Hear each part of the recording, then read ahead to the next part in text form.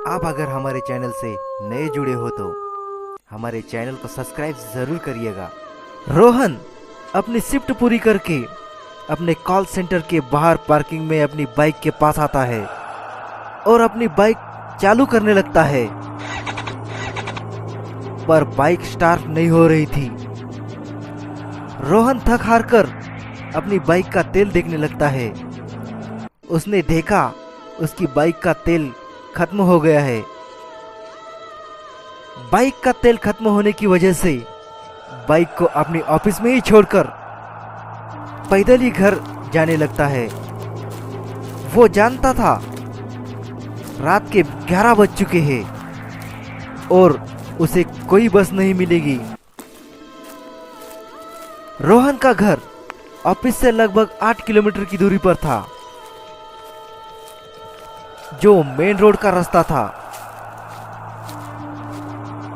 पर रोहन अपने घर जाने के लिए जंगल वाले शॉर्टकट रास्ते से जाने का सोचता है।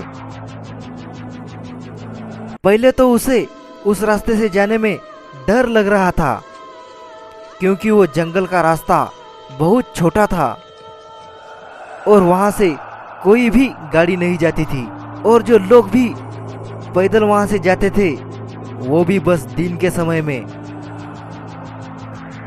रोहन फिर अपने आप से बोलता है, यार क्या करूं, मेन रोड से जाता हूं तो 8 किलोमीटर चलना पड़ेगा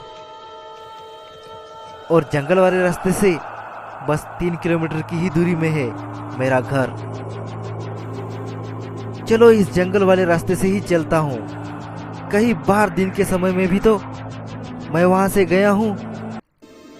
रोहन शॉर्टकट के चलते जंगल वाले रास्ते से ही जाने लगता है। वैसे तो रोहन डरता नहीं था, पर इतनी रात को जंगल से जाने में थोड़ा डर लगना तो स्वाभाविक ही था। रोहन चल ही रहा था, तभी उसे उसके थोड़ा ही आगे एक औरत जिसने सफेद कपड़े पहने थे, वो अपना सर नीचे की ओर करके रो रही थी।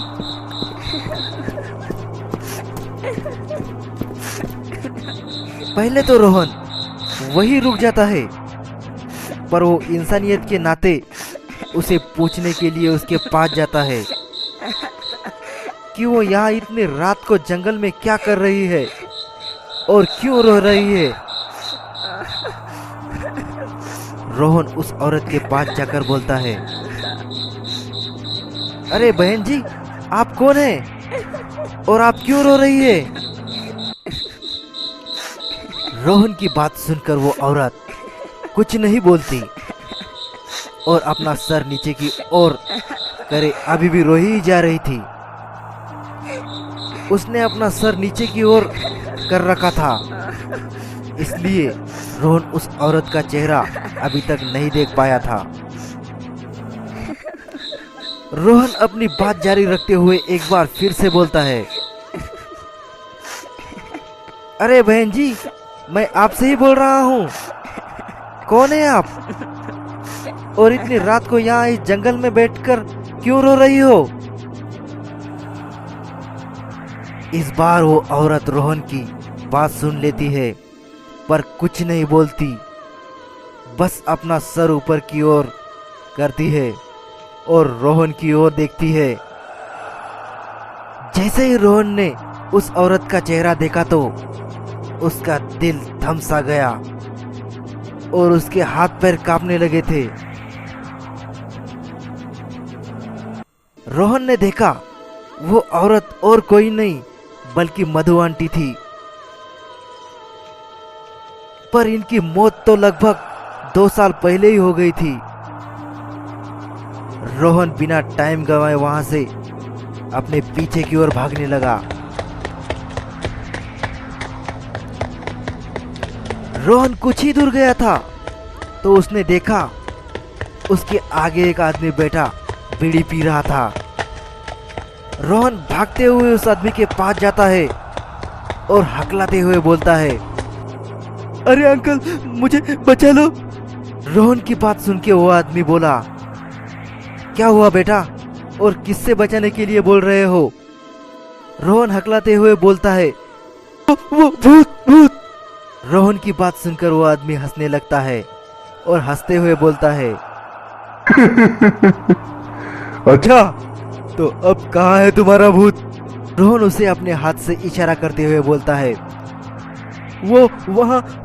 वो आदमी फिर हंसते हुए बोलता है, अच्छा तो चलो मेरे साथ, मैं भी तो देखूं। इतना बोलकर वो आदमी रोहन का हाथ पकड़ लेता है और उस ही ओर खींच लेके जाने लगता है। रोहन उसके साथ नहीं जाना चाहता था, पर रोहन कुछ कर नहीं पा रहा था। रोहन को लेकर वो आदमी उसी जगह पर आ गया था जहां पर अभी कुछ देर पहले मधु आंटी थी, पर अब वो वहां नहीं थी। रोहन इधर उधर मधु आंटी को देख ही रहा था, पर उसे वो कहीं नहीं दिखाई दी। तभी उस आदमी की ओर देखता है, पर अब वो आदमी भी वहां नहीं था। रोहन डरते हुए उस आदमी को आवाज देता है। जब उसको वो आदमी कहीं नहीं दिखता तो फिर रोहन वहां से भागने लगता है। भागते भागते रोहन अचानक से रुक जाता है और डर से कांपने लगता है।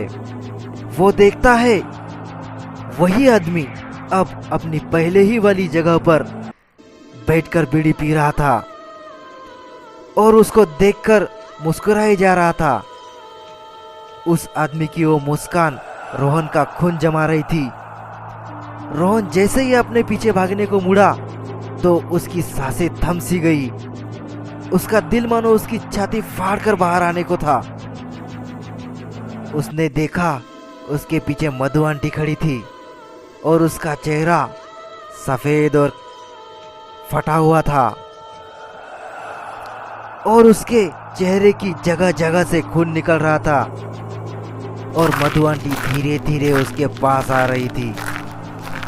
वो जितना पास आ रही थी वैसे वैसे ही रोहन के दिल की धड़कन तेज होती जा रही थी।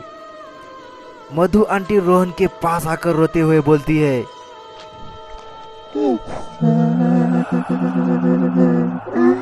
उसने मुझे क्यों मारा था? मेरी क्या गलती थी? रोहन डरते हुए बोलता है,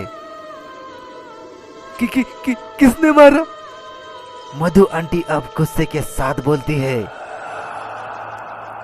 तेरे बाप ने, उसने मुझसे पैसे उधार मांगे थे और जब मैंने अपने पैसे मांगे तो उसने मेरा गला दबाकर मार दिया। आज बड़े दिनों के बाद मेरा बदला पूरा होगा।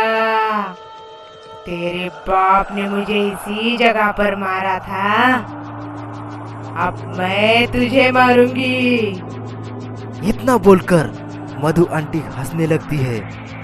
रोहन अब विनती के सुर में बोलता है, मुझे जाने दो, मुझे जाने दो। आंटी मैंने तो कुछ नहीं करा, आप मुझे क्यों मार रही हो? रोहन की बात सुनकर मधु आंटी हंसने लगती है और हंसते हुए ही बोलती है,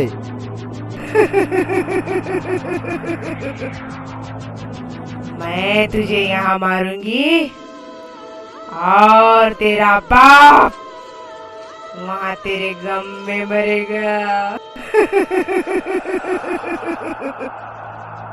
इतना बोलकर वो रोहन के पास आकर उसका गला दबाने लगती है।